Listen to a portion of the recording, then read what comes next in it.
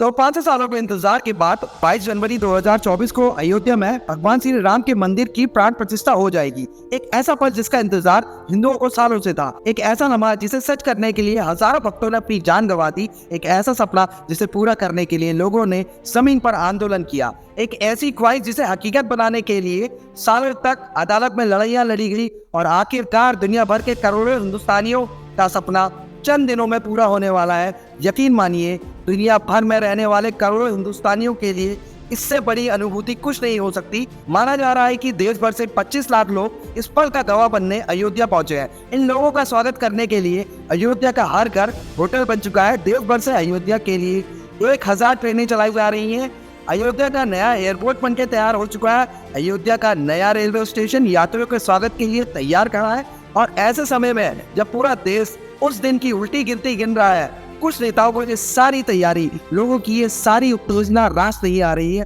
उन्हें इस बात से तकलीफ हो रही है कि प्रधानमंत्री इस कार्यक्रम में क्यों जा रहे हैं। वो इस बात पर अपनी छाती कूट रहे हैं कि क्यों हर दिन अखबार में मंदिर निर्माण की खबरें छप रही हैं। तो दोस्तों, आज की इस वीडियो में राम मंदिर के निर्माण से चिड़े हुए ऐसे ही नेताओं की हम खबर लेंगे। आइए एक कर इनकी बारात निकालते हैं बिना किसी बैंड बाजे के। और अगर आपको वीडियो पसंद आती है तो प्लीज अपने दोस्तों को और यारों को ये वीडियो भेजें और कमेंट सेक्शन में जय श्री राम लिखना ना भूलें। नमस्कार दोस्तों, आप देख रहे हैं एमबीडी स्टोरी टेलर बॉबी के साथ। 22 जनवरी 2024 दोपहर 12:20 पर ऐसा होने वाला है जिसका सपना देखते देखते ना जाने कितनी सदियां बीत गई, मगर सैकड़ों सालों की हसरत कुछ हफ्तों में हकीकत बनने वाली है। इससे पहले कि मैं इस एपिसोड में उन चिड़े हुए नेताओं पे आऊं, आपको उद्घाटन से जुड़ी कुछ बातें बता देता हूँ। 22 जनवरी को राम मंदिर का उद्घाटन है, मगर उससे एक हफ्ते पहले 16 जनवरी को 10वें स्नान, विष्णु पूजन और गोदान का कार्यक्रम होगा। उस दिन मंदिर आंदोलन से जुड़े लोगों को श्रद्धांजलि भी दी जाएगी।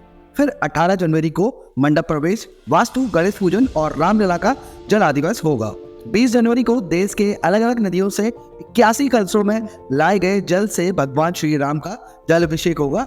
21 जनवरी को भगवान राम का 121 कलशों से दिव्य स्नान होगा और 22 जनवरी को प्राण प्रतिष्ठा की महापूजा होगी। उद्घाटन से पहले अयोध्या के चप्पे चप्पे को दुल्हन की तरह सजा दिया गया है।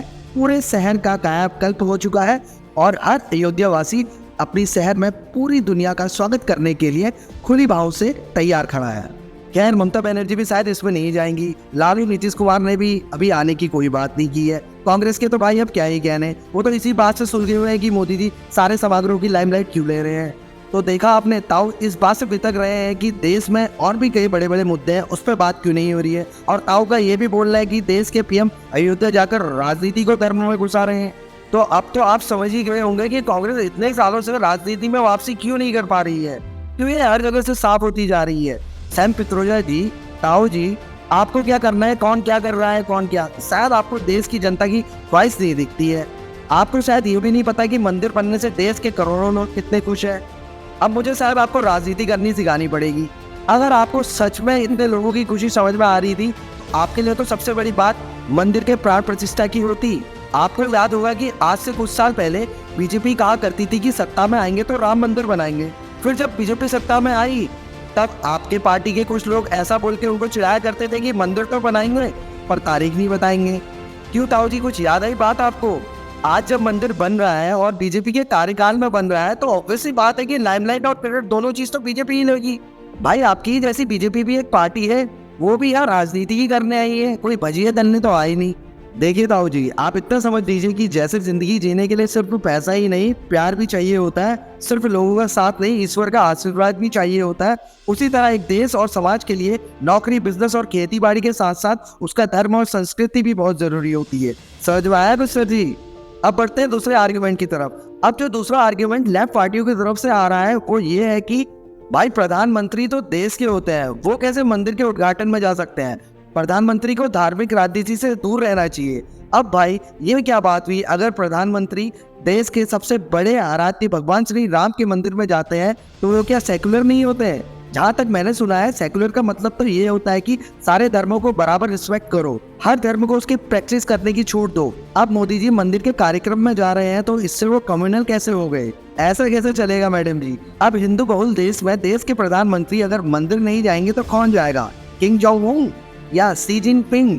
बताइए। कपिल सिब्बल तो बोल रहे हैं राम तो मेरे दिल में बसते हैं, बीजेपी वाले तो सिर्फ दिखावा करते हैं। और सीताराम जी, जिनके नाम में ही सीता और राम है, इन्होंने तो राम मंदिर के उद्घाटन के मिले निमंत्रण को ही ठुकरा दिया।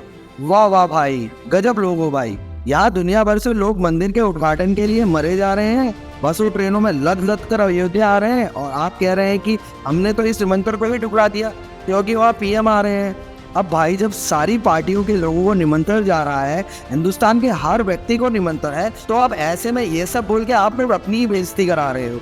और वैसे भी मंदिर जाने के लिए कभी मना नहीं करना चाहिए, और अब जब राम जी का ही बुलावा हो तो आपने निमंत्रण ही ठुकरा दिया। वाह वाह भाई, अब तो मुझे ऐसा लगता है कि आप लोगों से कुछ नहीं हो पाएगा। लोग यहाँ अदालतों के चक्कर काट काट के परेशान थे, करोड़ों लोगों की आस्था जुड़ी थी मंदिर से। अब लोगों की इतने सालों की मेहनत रंग ला रही है और मंदिर बनने जा रहा है, और आप लोग ऐसी बातें कर रहे हैं। मैं तो बस इतना ही बोलना चाहूँगा कि सुधर जाओ भाई, अभी भी सुधर जाओ, आप ही लोगों के लिए अच्छा है। और अगर आप लोगों को वीडियो अच्छी लगी हो गाइस, तो वीडियो को प्लीज़ लाइक करिए और share the video. Thank you for watching. Subscribe MBD story teller.